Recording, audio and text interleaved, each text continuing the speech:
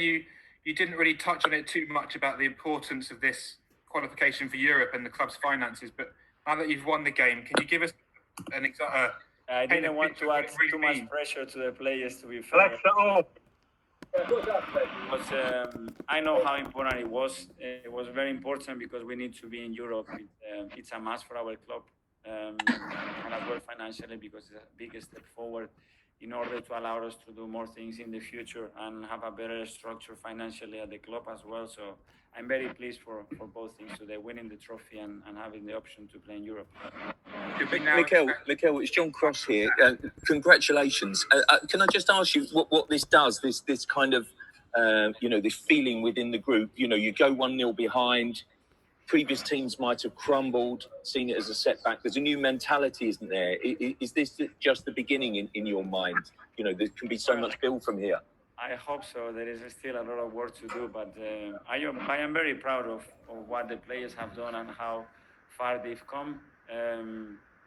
I think it's a moment to enjoy, really, because they know what they've been through. It's been a tough season for them, but you mentioned the spirit, and the most proud that I am is how we have been able to convince them, and they've been allowed us the space as well to have. Hello, Alexa, answer. When you win things and you have these kind of moments right now, and you leave the cups together, that creates a great synergy with players, staff, and club, and hopefully they can believe even more of what we are trying to do, and they will be even more on board. There's a real togetherness in the group. You could see that on the pitch and afterwards as well. It's a great group of lads. Congratulations. Just your match winner obviously had another. But within those margins, one thing is non-negotiable: is the spirit, the commitment, and the effort that they put in every training session and in every game. And as a manager, that's. You have a very, very quick turnaround, don't you? Very, very short space of time before the next season. How much of a concern is that, and how important is it that you get all of your plans together quite quickly so you can make those plans, so you can move forward? I don't know. Tonight, please, I need to enjoy this moment because it's a big relief as well. I am really happy, but we had some very demanding months. I need to switch off a little bit. They know everything. I present everything to them, my vision, what my plans are, why I want to do it. And then all together, we will try our best in order to be in the best possible position when we start the new season. Mikel, it's Charlie White from The Sun. Can I ask you about Granit Xhaka? When he played so well for you today, his career looked over in October. We know what happened. And you played a big part in that. And does he sort of sum up the spirit at your club and what you can do, and that you should never give up? So just give us some sort of words about Granit, really. Yeah, it's a really good example. But after, they have to be willing, and they need to have the personality and the work rate that he has, and he needs to have the face and the courage to face the problem and slowly start to knock that wall and start to enjoy his professional way, the way he deserves.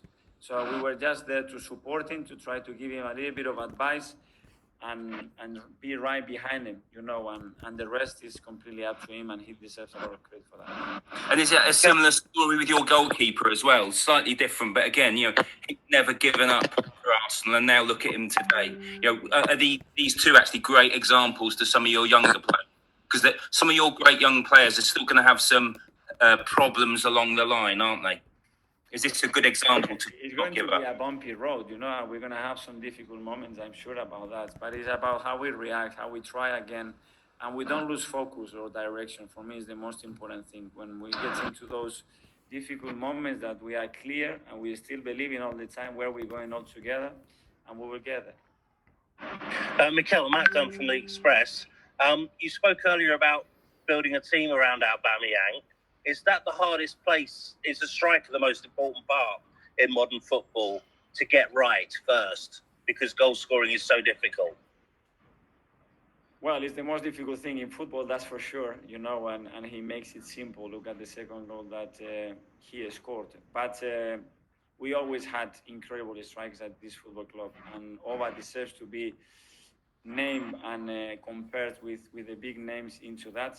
I think by winning trophies, he will be closer to that, and the longer he stays there, as well. So yeah, hopefully we can have him for more. That's what, as a manager, when you arrive at a club and you have a player like him already there, that must be one of your biggest problems already sorted. Yeah, but the biggest problem probably was to convince him as well to work the way he's working, because he was going to get more rewarded, more respected.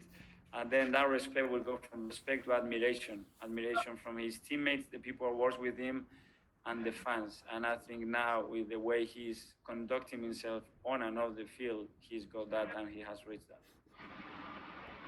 Thanks, everybody. See you in a couple of weeks. Thank you.